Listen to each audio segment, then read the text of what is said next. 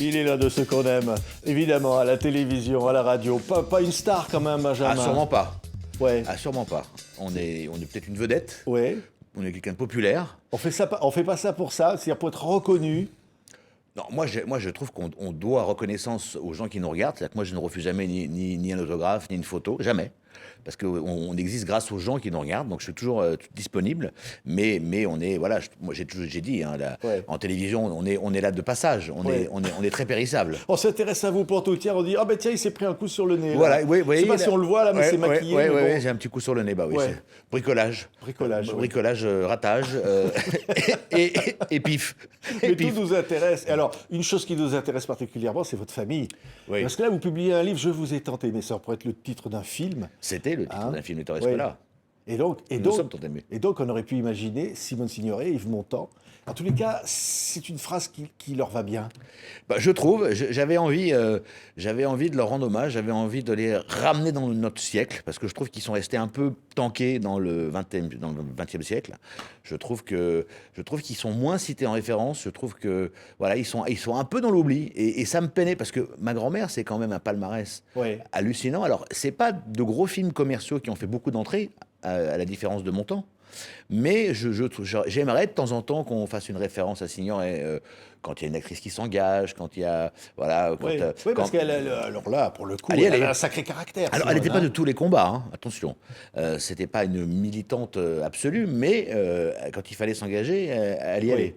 Mais alors, on l'a compris, vous avez dit ma grand-mère. Ouais. Donc, votre grand-mère, c'est Simone Signoret. Ouais. Évidemment, votre papa, c'est Jean-Pierre Castaldi. c'est Jean-Pierre Castaldi. Et puis, le grand-père, c'est Yves Allégret. Ouais. Donc, du coup, évidemment, Yves Montand, c'est quand même très proche de vous. C'est une même famille. Vous avez été aussi proche des uns que des autres. On a été une famille extrêmement soudée pendant. J'ai jamais connu une famille disloquée, moi. Il y avait Auteuil qui était la maison de campagne. On allait tous les week-ends. Il n'y avait pas un week-end, on n'allait pas à la campagne. Je passais toutes mes vacances là-bas. Moi, je passais pas de vacances sur la côte ou j'allais pas au ski. J'étais tout le temps à la campagne. Et tous les week-ends, et juillet, août, on était tous ensemble. Alors, eux avaient leurs occupations, mais moi, mon point d'ancrage, c'était Auteuil-sur-Eure, ouais. La Normandie. Il y a tout le mythe, évidemment. On va entendre une chanson, tiens, par exemple, La Chansonnette par Yves Montand. Yves Montand, évidemment, c'est un chanteur. Il commence au musical, Ouais. la BC, les grandes scènes. L'Alcazar. Yves Olivi, qui Ouais. vient d'Italie. Un Ouais. petit gamin comme ça. Hein. Ouais. Immigré italien, et qui a quand même sa famille a fui le fascisme, qui se retrouve à Marseille. Et déjà, rien que ça, c'est déjà, on entre un peu dans l'histoire quand on a une trajectoire aussi incroyable, parce qu'au départ, c'était pas gagné forcément.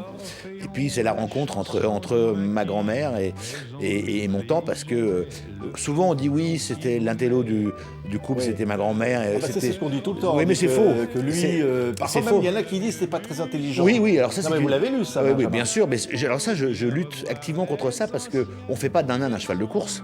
Et je trouve que l'équilibre dans le couple était parfait, parce que lui était pour le coup un fils d'immigrés ouvriers. Donc il connaît bien ce monde-là. Ma grand-mère, elle vient c'est plutôt une bourgeoise qui vient de Neuilly-sur-Seine, donc c'est un peu le choc des cultures.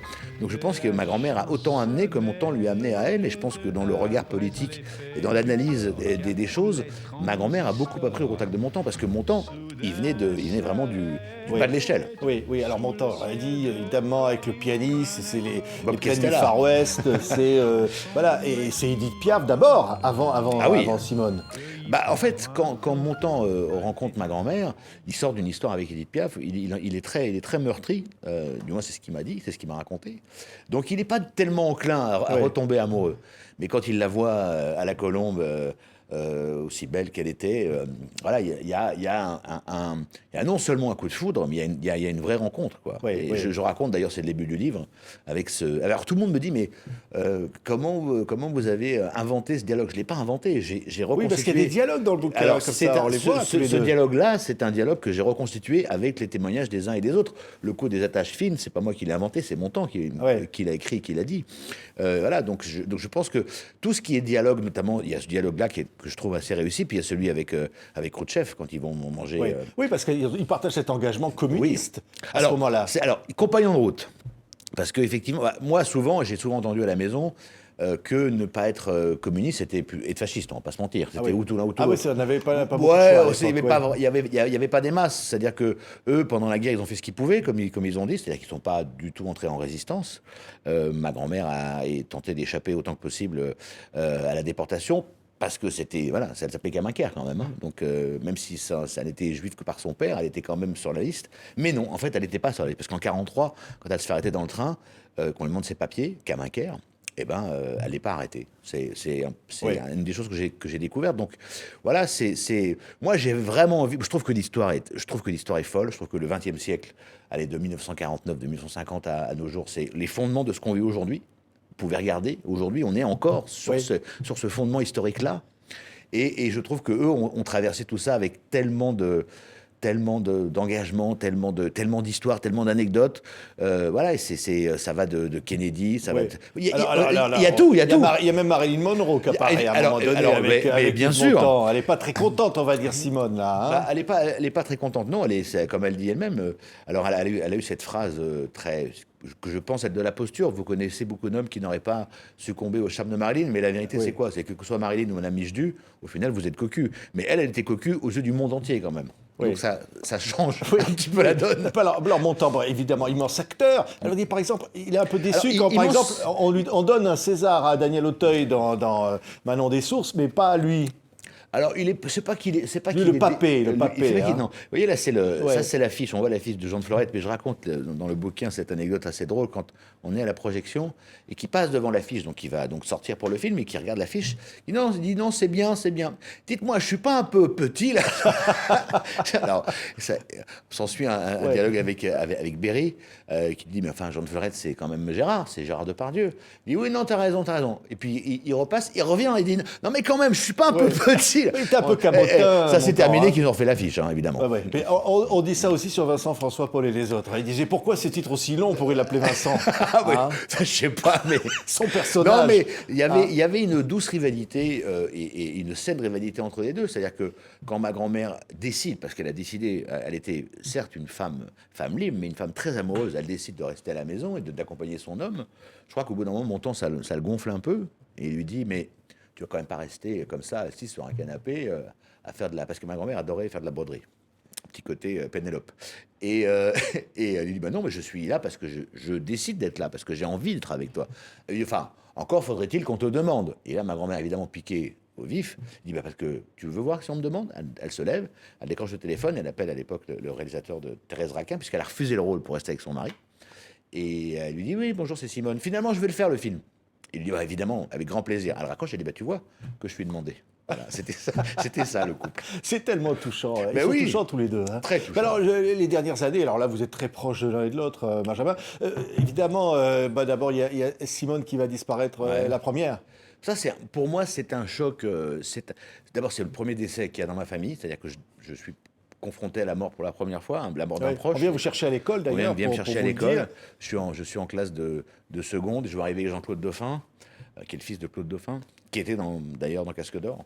Et je comprends, à sa tête, à sa mine déconfite, je comprends évidemment que ma grand-mère est morte. Et quand je fais le trajet qui m'emmène à la campagne, j'entends tous les témoignages, tous les hommages qu'il y a. Je me dis, bon Dieu, mais t'es donc passé totalement à côté de ta grand-mère, quoi. Et ça, je vous jure que ça, alors, maintenant, je me dis, bon, quand je vois mes enfants qui, à 15 ans, sont préoccupés par tout, sauf ce qui devrait les intéresser, je me dis que c'est très normal. Quand on a 15 ans, on pense aux filles, au tennis, voilà, mais pas à la carrière de ses grands-parents. Mais c'est très dommage parce que du coup, après, on court un peu après. Donc, Ouais. avec ce livre, je pense que j'ai mis un point C'est d'honneur vrai. à ma connaissance de l'un et de l'autre. Oui, c'est vrai, parce qu'il y a les références au film, il y a finalement au siècle qu'on traverse. Alors, pour parler Montand, à la fin, c'est vrai que vous disiez, t'es communiste, alors à la fin, vous avez des mots un peu durs, hein, Benjamin. Vous dites, quand il fait Bonjour la crise ou Vive la crise Vive à la la crise. télévision, qu'est-ce qu'il devient? Il devient un peu réac, c'est le contraire, Non, quoi. non. Il fait une grosse.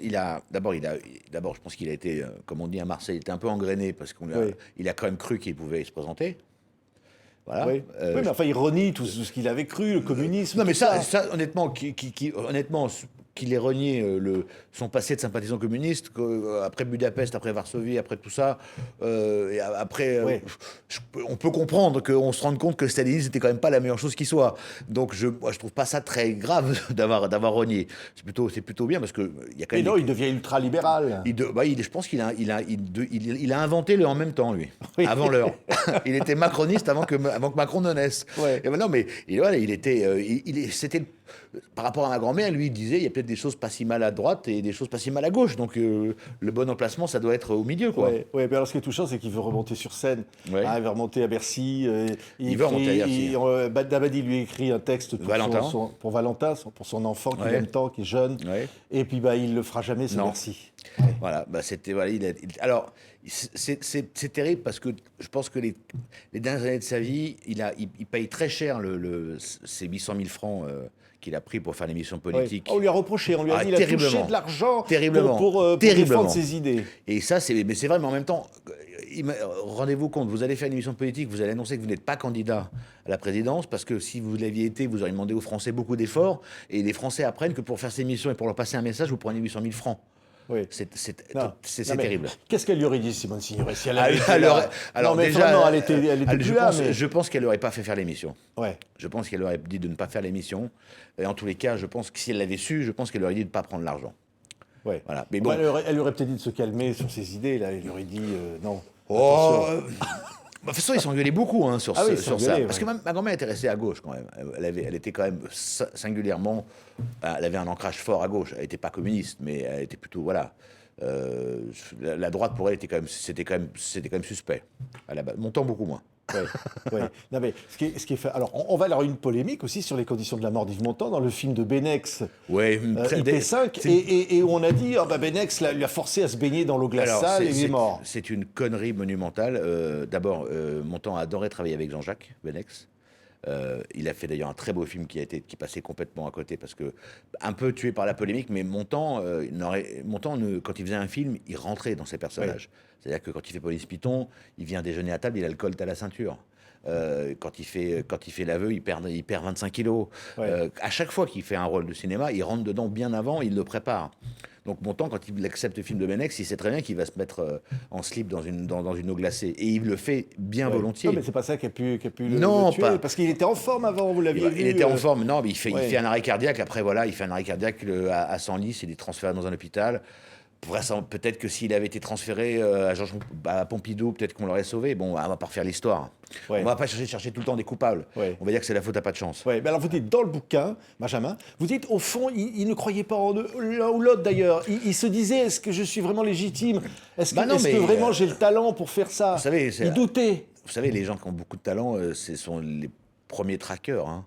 Il y a cette phrase célèbre de Sarah Bernard qui discute avec une jeune comédienne qui lui dit moi je n'ai jamais le trac, Madame Bernard. Elle dit mais vous verrez, ça viendra avec le talent.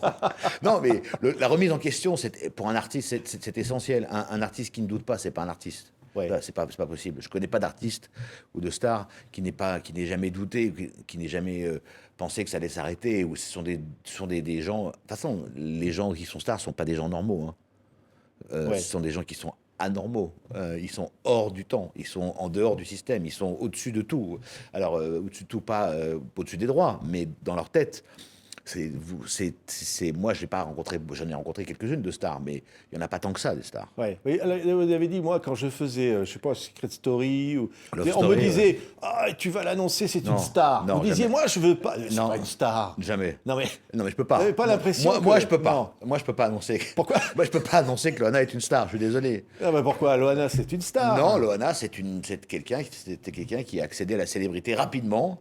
Oui. Mais jusqu'à preuve du contraire, elle n'a pas prouvé le moindre talent, si ce n'est d'être elle-même. Donc, oui, oui, mais quand même. Elle a été starifiée. Être reconnue dans la rue, c'est pas suffisant. Ouais, on est vedette. Ah oui, c'est une vedette. On est vedette. C'est vrai. Mais c'est quoi les stars ? D'ailleurs, je vous donne un exemple. Quand moi je me baladais, quand je me balade dans la rue, les gens m'apostrophent tout le temps. On vient me voir, on me demande des photos, des autographes, sans prétention. Hein. On vous dit c'est pour ma grand-mère, non ? Non, quand même pas. Mais maintenant, on commence à me dire c'est pour ma mère. mais Montand, quand je me baladais avec lui, personne venait l'interpeller. Et les gens y passaient et j'entendais. La star, elle est inaccessible parce que moi, je suis chez les gens tous les jours. Quand on est à la télévision, on rentre chez les gens, donc on leur appartient quelque part. La star, c'est quelqu'un où on va payer un ticket de cinéma pour aller la voir. On va payer un ticket de concert. Ouais. Donc c'est très différent. Donc, Et il y a des d'ailleurs, fausses stars, vous nous dites. C'est ça que vous nous dites non, il n'y a pas de aujourd'hui, fausses stars, c'est mais que- il y a des gens qui se prennent pour on des afffume stars. du nom de star ou de l'adjectif plutôt star, et ce ne sont pas des stars. Ouais. Bah, c'est vrai que Simone Signoret, on n'aurait pas tellement osé l'aborder. Mais je peux vous dire Elle que- en a imposé. Mais personne. Hein. Elle en a imposé. Mais, moi, j'ai jamais, mais quand elle a mangé tout le temps en terrasse Place Dauphine, jamais personne n'est venu l'apostropher pour lui demander une photo ou un autographe. Alors, il n'y avait pas les portables, peut-être que ça aurait changé à l'époque, mais ça n'arrivait jamais. Ouais. Mais c'était une femme qui pouvait être drôle, qui pouvait être. Elle avait beaucoup d'humour, ma grand-mère. Ouais. C'était très drôle. Elle adore. Vous savez que ma grand-mère, la personne qui l'a fait le plus rire, c'est mon temps. Hein. D'ailleurs, sur la fin de sa vie, elle avait un cancer du péritoine et elle avait vraiment des grosses douleurs abdominales. Et mon temps la faisait rire et elle se tenait le ventre. Elle me fait pas rire parce que j'ai mal. Mais mon temps, je pense que c'est. D'abord, mon temps est un des mecs les plus drôles que j'ai rencontré de ma vie. Il était d'une drôlerie et un humour fou. Ouais. Alors, il pouvait être à la fois extrêmement dur, même parfois extrêmement tendre, parfois extrêmement drôle, mais tellement drôle. Oui, mais il y a une photo, je ne sais pas si on va pouvoir la voir, où vous êtes justement avec Montand, parce qu'il y a très peu de photos. Hein. Vous savez Mais- pourquoi Oui. vous savez pourquoi il y a peu de photos? Parce que comme mes grands-parents... Voilà, regardez et- cette photo-là. Ouais. Ah oui, ça Et, c'est à l'Olympia. On était Oui, allé- alors il paraît qu'il a fait le montant, là, il a fait un peu ses arrêts Rosalie, et il a dit, écoute, c'est tellement emmerdant que Tellement nul, je vais ouais. faire semblant d'avoir un malaise, Ouais. et puis... On s'est cassé à l'entracte. Ouais. Ouais. Hein, c'est- Je ne me rappelle plus le nom de la chanteuse, je crois que c'est une chanteuse japonaise. Oui, ça c'est vrai que... ça peut être un peu chiant. mais vous, quand vous alliez voir Montand sur scène, c'était magique, non? Mais alors, mon temps, je l'ai vu chanter, je sais pas, des dizaines de fois. Je l'ai vu chanter en étant dans la salle, je l'ai vu chanter en étant derrière la scène, je l'ai vu chanter. Voilà, Puis mon temps, il avait une voix. Moi, un de mes chocs que j'ai eu, c'est quand je me cachais pour le voir répéter dans son théâtre et qu'il chantait les Serreurs de Broadway et qu'il envoyait les watts et que ça me rentrait dans le plexus. Parce que Ouais. mon temps, il était sur 3 octaves. Hein. Il y a peu de chanteurs qui sont sur 3 octaves. Hein. Et lui, il pouvait chanter très, très aigu et très, très grave. Ils ne sont pas si nombreux. Je crois qu'il n'y a que Céline Dion qui est sur 3 octaves. C'est vous dire. Et de l'autre côté, Simone, alors là, c'est le chat, c'est... La Veuve c'est Coudert, Cascador, évidemment, la Veuve Coudert. La Veuve Coudert, c'est Les Diaboliques que j'aime Ouais. beaucoup, c'est Manège qui est un Clouseau, chef-d'œuvre, ouais. c'est Macadam, c'est Les Chemins de la Haute-Ville, c'est plein de films, mais c'est une carrière gigantesque. Il n'y a pas tant de films que ça. Mon temps, il en faisait quasiment 2-3 par an, hein, quand même. Ma grand-mère, c'est beaucoup, hein, mais je pense que Oui. c'est un choix de sa part. Et puis ma grand-mère, l'œuvre dont elle est le plus fière, je crois que c'est Adieu Volodia. Ouais. Parce que pour elle, sa vraie reconnaissance, c'était d'être reconnue en tant que romancière, quand vous parliez de son doute. Elle aimait son métier d'actrice, elle l'adorait, mais je pense que pour elle, son plus bel ouvrage, ça a été de faire ce roman à tiroir, ce roman historique, épique, etc., Ouais. qui est Adieu Volodia. Et puis après, la nostalgie nostalgie, c'était n'est plus avant. ce qu'elle était. Et puis alors, au fond, elle n'était pas jalouse du succès de Montand. Parce que Non, Montand je crois devient pas. une star, Je crois la folie pas. des grandeurs. Non, je crois devient pas. une star. Je pense que Montand était beaucoup plus jaloux que... Ah oui. Oui. C'est le contraire, alors. Ouais, je pense que c'est le contraire, parce que typiquement, quand ma grand-mère a écrit la Nostalgie, qui a été un best-seller mondial, hein, c'est 3-4 millions d'exemplaires vendus dans le monde, hein, c'est bien au-delà de la France. Et Montand disait souvent, enfin bon, elle a un succès en librairie, enfin, c'est un peu mon histoire quand même. Hein, donc, Alors, il le disait avec l'accent. Est-ce que vous c'est pouvez c'est l'imiter un mon- peu avec l'accent? Oh, petit, c'est un peu mon Hein histoire quand même.